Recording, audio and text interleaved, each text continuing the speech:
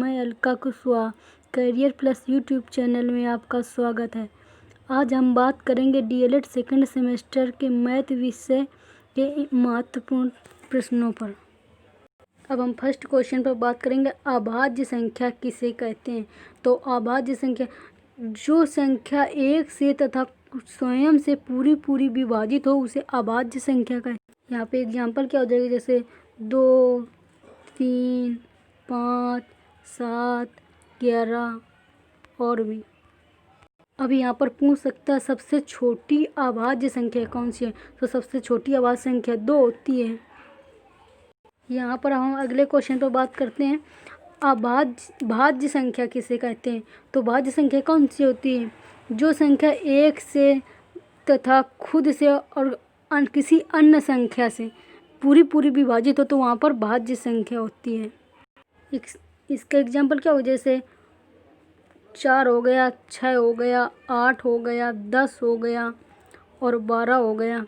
तो यहाँ पर ये जैसे कि ये 4 है तो 4 2 से भी कटेगा और 4 4 से भी कटेगा और ये 1 से भी कट जाएगा।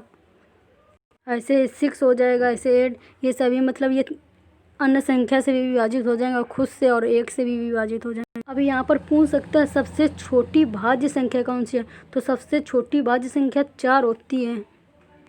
अगले क्वेश्चन पर बात करेंगे, अपवर्तक किसे कहते हैं। तो अपवर्तक का अर्थ क्या होता है, विभाजक। जिन संख्याओं से कोई संख्या पूरी विभाजित हो जाती है उसे उन संख्या का अपवर्तक कहते हैं। अभी यहाँ पर देखिए 12 का अपवर्तक क्या दिया है, 1, 2, 3, 4, 6, 12। और इसी तरह 8 का अपवर्तक देखा जाए तो 8 का अपवर्तक क्या होगा, 1, 2, 4 और 8। और यहीं पे अगर 16 का अपवर्तक देखा जाए तो क्या होगा, 1, 2, 4, 8, 16। अब यहाँ पर समावर्तक देखा जाए तो समावर्तक क्या होगा, जैसे कि 1 और ये 2 और 4 ये तीनों में कॉमन है, तो जो तीनों कॉमन होते हैं वही समापवर्तक होते हैं। अगले क्वेश्चन पर बात करेंगे, एलसीएम निकालने की विधियाँ बताइए। तो एलसीएम निकालने की विधियाँ कितनी हैं, अपवर्तक लिखकर, भाग विधि और गुणनखंड विधि। और यहीं पर एचसीएफ निकालने की कौन कौन सी विधियाँ होंगी। तो एचसीएफ निकालने की भाग विधि, गुणनखंड विधि और अपवर्तक विधि। अगला क्वेश्चन है, जोड़ किसे कहते हैं। तो गिनती करने की प्रक्रिया को लगातार करना ही जोड़ कहलाता है। अब यहाँ पर जैसे कि 5 और 3 को जोड़ा तो 8 हो गया और 8 और 6 को जोड़ा तो 14 हो गया। अब अगले क्वेश्चन पर बात करेंगे, 6542, 8636 और 5377 को जोड़िए। जोड़ते समय सबसे पहले संख्याओं का क्या करते हैं, संख्याओं को पहले इकाई के नीचे इकाई और दहाई के नीचे दहाई और सैकड़े के नीचे सैकड़े रखते हैं। फिर इसके बाद में क्या करते हैं, इसके बाद में सबसे पहले इकाई का अंक जोड़ते हैं, फिर दहाई का अंक जोड़ते हैं, फिर सैकड़े का अंक जोड़ते हैं। अब यहाँ पर देखेंगे 2, 6, 8 हो गया और 8, 7, 15 हो गया। तो यहाँ पर 15 रखेंगे और ये हासिल 1 हुआ। अब यहाँ पर 4, 3, 7 हुआ और ये 1 7 हुआ, तो ये कितने हुए, ये हुए 14 और ये एक हासिल वाला हुआ तो ये हो गया 15, 15 के 5 फिर एक यही हासिल हुआ। अब यहाँ पर 5, 5, 6, 11 और 11 और 3 कितने 14 हुए और 14 एक वो हासिल वाला हो गया तो ये हो गया 15 फिर, तो 15 फिर और हासिल फिर एक बच्चा। यहाँ पर 6, 8, 14 हुआ और इसके बाद ये 5, 5, 19 हुआ और एक वो हासिल वाला होता है, यहाँ पर 20 हुआ। यही हम जोड़ करके यही हमारा आंसर हो जाएगा। अगले क्वेश्चन पर बात करेंगे, एक क्यारी में 145 पौधे लगे हुए हैं, ऐसी 975 क्यारियों में कुल कितने पौधे लगे होंगे, ज्ञात कीजिए। तो यहाँ पर एक क्यारी में पौधों की संख्या कितनी है, 195 है और ऐसे ही 975 क्यारियों के पौधों की संख्या पूछ रहा है। तो यहाँ पर इन दोनों को गुणा करा दें, कितना आ जाएगा, 1,90,125। यही हमारा आंसर होगा। अगले क्वेश्चन पर बात करेंगे, 1 प्लस कोष्टक में 2 + 3 - 1 कोष्टक बंद को हल करें। तो ये क्वेश्चन कैसे सॉल्व करते हैं, ये बोर्ड मास होता है ना, उसी के हिसाब से सॉल्व करेंगे। और इसमें क्या ये 1 है तो ये रखेंगे, और 2 प्लस 3 तो ये 5 हो गया, और ये माइनस में 1 है तो इसको फिर 5 में 1 घटाएंगे तो ये 4 हो जाएगा, और ये पहले का 1 + 4 = 5। आंसर यही होगा हमारा। अगले क्वेश्चन पर बात करेंगे 8272 में 4556 को घटाएं। तो यहाँ पर क्या करेंगे, यहाँ पर इसमें 2 में 6 तो यहाँ से 1 हासिल लेंगे, तो यहाँ पे 12 हुआ, 12 में 6 गया तो 6 बचेगा। यहाँ पे जब हासिल लिया तो यहाँ पे 6 बचा, और 6 में 5 गया तो 1 बचेगा। और फिर यहाँ पे क्या करेंगे, यहाँ पे 2 है और घटाना में 5 है तो इससे फिर हासिल लेना पड़ेगा। तो यहाँ पे फिर 12 हुआ, और 12 में 5 गया तो 7 बचा। यहाँ पे बचा कितना, 7, और 7 में 4 गया तो 3 बचा। यही हमारा आंसर है। अगले क्वेश्चन पर बात करेंगे अपरिमेय संख्या किसे कहते हैं। तो अपरिमेय संख्या का जिसे P/Q के रूप में नहीं लिखा जा सकता तो उसे अपरिमेय संख्या कहते हैं। तो यहाँ पर जैसे √2 हो गया, √5, √3, √7, √6। यहाँ पर अपरिमेय संख्या का सबसे अच्छा एग्जाम्पल पाई है। अगले क्वेश्चन पर बात करेंगे निम्न संख्याओं को आरोही क्रम में लिखिए।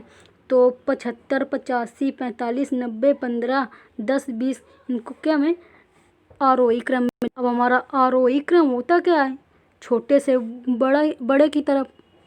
तो यहाँ पर हमारी सबसे छोटी संख्या 10 होगी, तो ये 10 होगा, फिर 15, फिर 20, फिर 45, फिर 75, फिर 85, फिर 90। यही हमारा आंसर। अगले क्वेश्चन पर बात करेंगे निम्न संख्याओं को अवरोही क्रम में लिखें। तो अवरोही क्रम में इसे लिखना है तो जैसे 80 हो गया, 75 हो गया, 5, 7, 6, 11, 18, 77, 79, 99। अवरोही क्रम क्या होता है, बढ़ते हुए घटते क्रम में लिखना।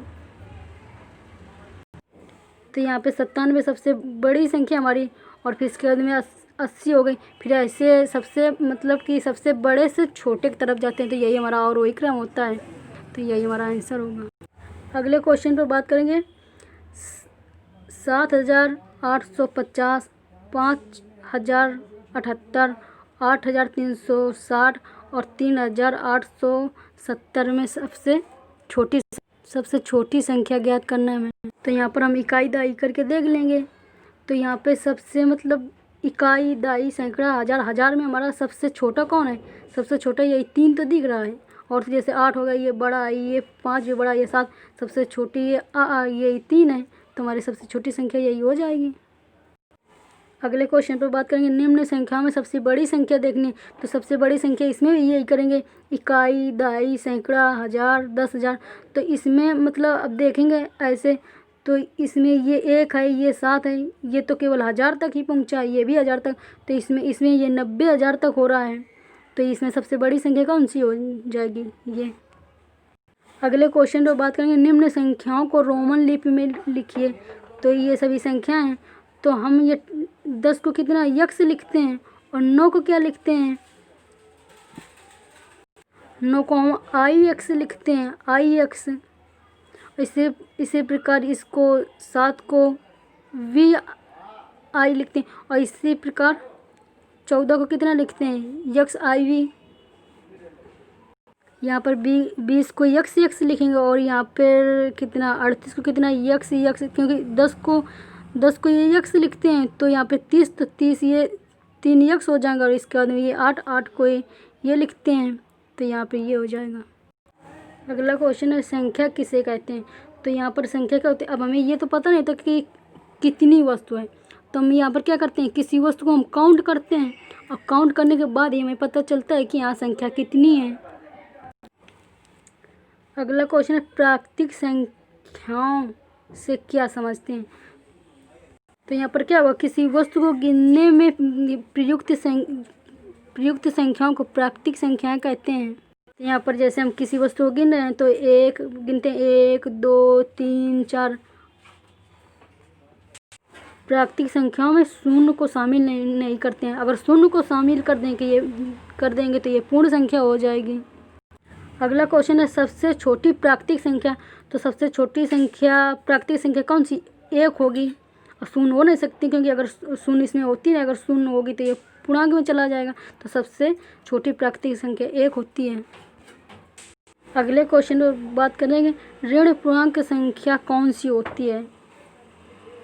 तो यहाँ पर क्या सभी ऋणात्मक संख्याएं पूर्णांक संख्या कहलाती हैं, जैसे -1, -2, -3, -4।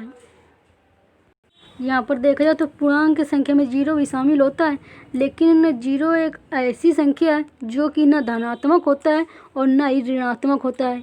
इसे केवल पूर्ण संख्या कहते हैं। प्लीज़ फ्रेंड, वीडियो को लाइक करें और चैनल को सब्सक्राइब करें। कल के एग्ज़ाम के लिए आपको अग्रिम शुभकामनाएं।